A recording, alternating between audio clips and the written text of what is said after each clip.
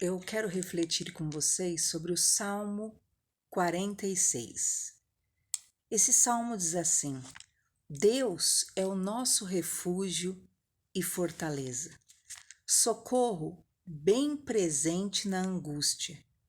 Portanto, não temeremos, ainda que a terra se mude e ainda que os montes se transportem para o meio dos mares, ainda que as águas rujam e se perturbem, ainda que os montes se abalem pela sua braveza.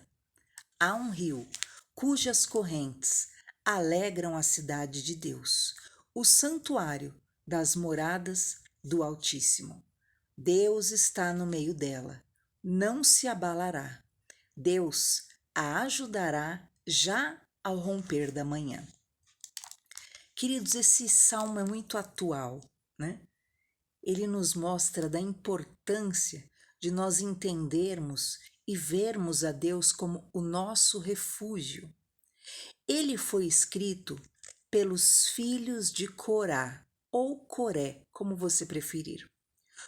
Coré foi tragado, literalmente.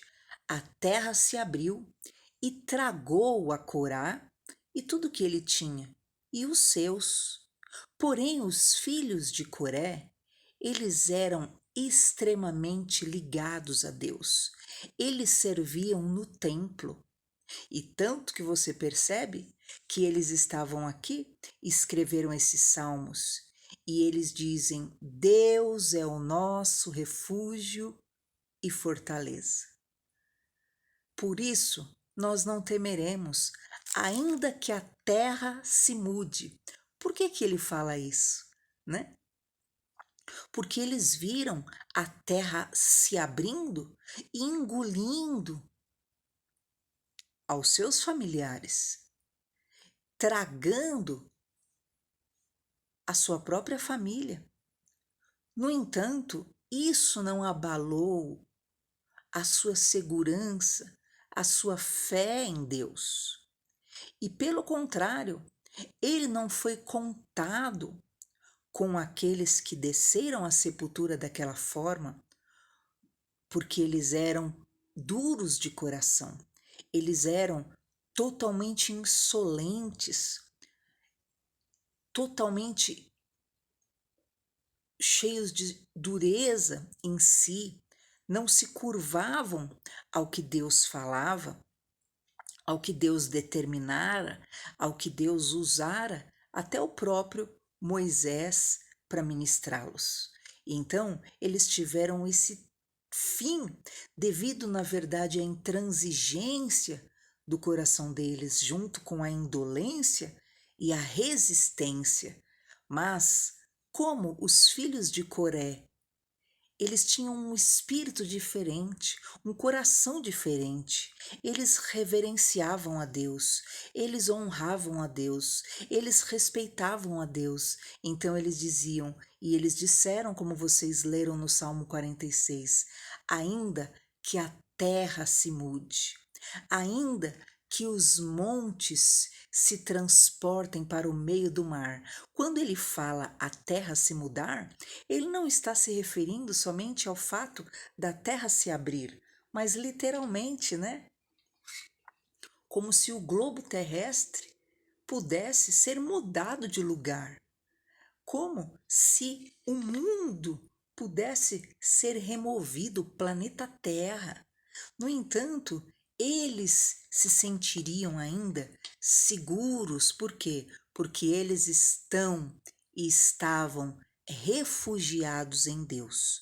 E essa é a importância de você compreender a necessidade de você se esconder em Deus, de você se abrigar em Deus. Muitas vezes nós ouvimos pessoas falando: ah, mas se ocorrer algo com o seu familiar, se ocorrer algo com alguém próximo, você vai sentir, você vai se abalar. E esses jovens mostram isso. Eles mostram quanto a fé é individual e quanto a confiança em Deus é algo realmente particular.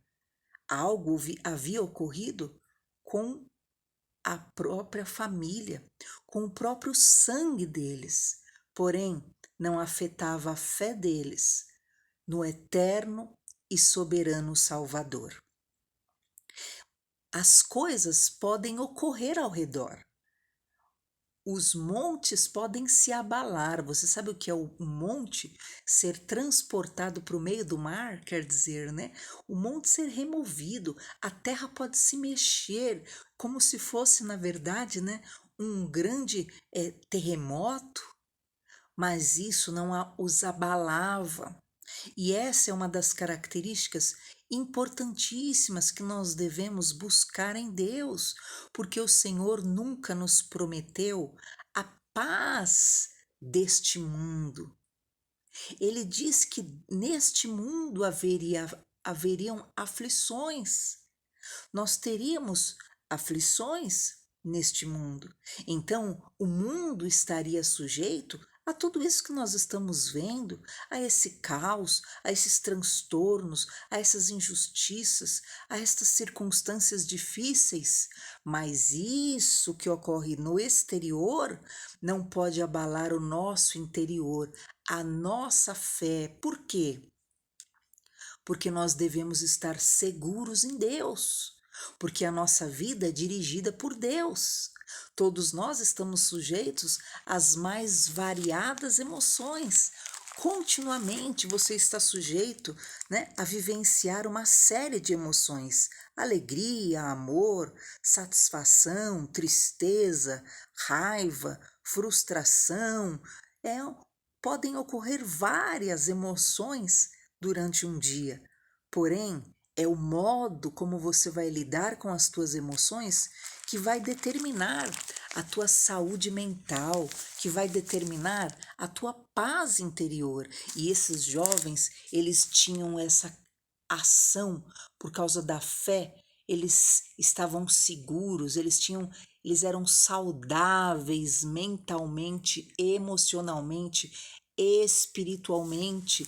Perceba que eles dizem: ainda que as águas rujam e se perturbem.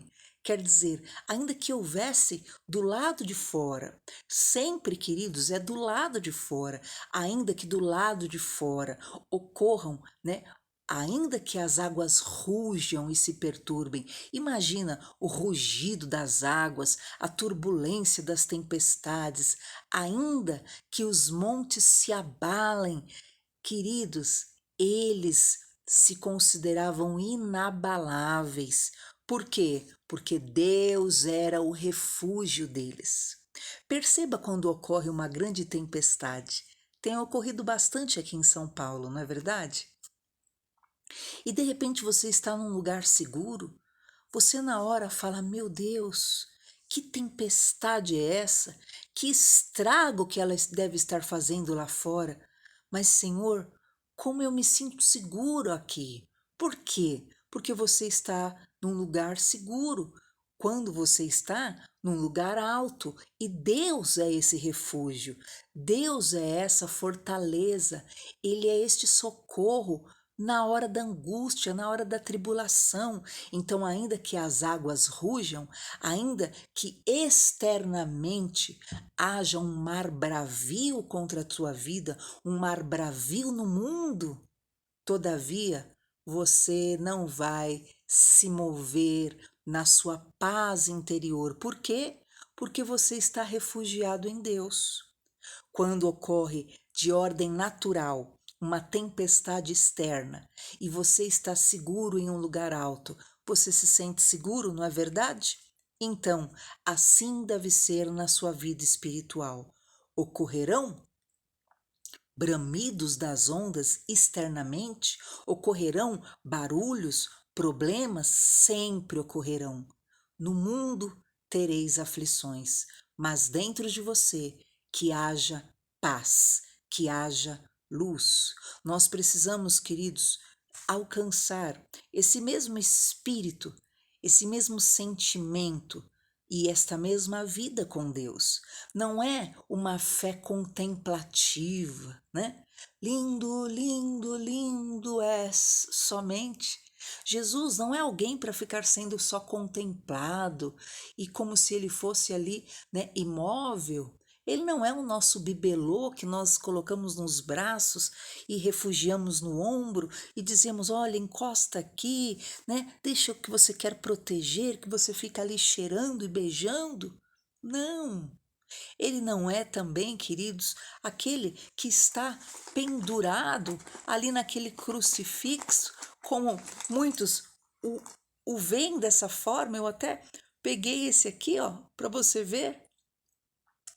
Ele não está mais pendurado nessa cruz. E ele também não é alguém que está subjugado por Satanás, limitado nas tuas ações, que não pode fazer nada porque o diabo não deixa, porque o diabo tem mais poder. Não, não. Não é nada disso. Não é um Cristo contemplativo, né? Como se você vê Pedro, quando eles viram ali Cristo transfigurado, e você fica só ali babando, ó, né? Ai, você quer que eu faça mais tendas? Só que você fica meio alienado. A nossa geração, a atual geração, na verdade, tem ido por esse caminho de um Cristo realmente, né, contemplativo só. E quando nós vemos o tipo de transtorno mental, o tipo de problemas de saúde mental que as pessoas têm tido, você percebe que não é um Cristo efetivo na vida delas, não é um Cristo atuante. Eu prefiro que você vá pelo lado do Cristo pentecostal, se for para você ir no estado, né, de adoração. Lembra aquele hino? Ele vai abrindo caminhos, quebrando as correntes, desfazendo, né, os espinhos. É esse Deus que eu quero que você entenda, que não é um ser imóvel, não é um bibelô que nós ficamos ali cheirando, né? Ah, Cristo, ah, eu amo Cristo, lindo, lindo. Não, ele é muito mais, ele é um Deus vivo, ele é ativo e todos os perigos desta terra que tem gerado transtornos, a saúde mental das pessoas podem ser vencidos por este Cristo vivo, né? Todo tipo de esquizofrenia, fobias, ideação suicida, transtornos de pânico, transtorno de borderline, depressões, transtornos de afetividade bipolar, transtornos de estresse, transtornos de ansiedade, tudo isso no Cristo vivo, que não é o pendurado mais na cruz. Não é esse, não é o Cristo, o menino Jesus, que nós colocamos no braço e só o veneramos, não é o Cristo, né, pisado, submetido a Satanás, limitado pelo diabo, não. O Cristo vivo, ressurreto, tem poder de agir na sua vida e que você possa, em nome de Jesus, sair dessa religião de contemplação do mal ou do bem, né? Mas que você realmente invoque a esse Deus vivo, a esse Deus que fala, a esse Deus que se move, a esse Deus que cura, a esse Deus que age, e ainda que as águas rujam e se perturbem, você não temerá mal algum, você estará refugiado em Deus. O Deus que eu quero que você creia é o Deus das Escrituras, o Deus do Salmo 18. Olha como é o nosso Deus. Diz assim: na angústia invoquei ao Senhor, clamei ao meu Deus desde o seu templo.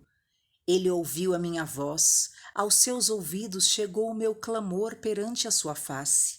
Então a terra se abalou e tremeu, os fundamentos dos montes também se moveram e se abalaram, porquanto se indignou. Das suas narinas subiu fumaça, da sua boca saiu fogo que consumia, carvões se acenderam, abaixou os céus e desceu, a escuridão estava debaixo de seus pés, montou num querubim e voou, sim, voou sobre as asas do vento. É esse Deus vivo que você precisa crer, um Deus ativo, vivo, poderoso para te defender. Busque a Deus.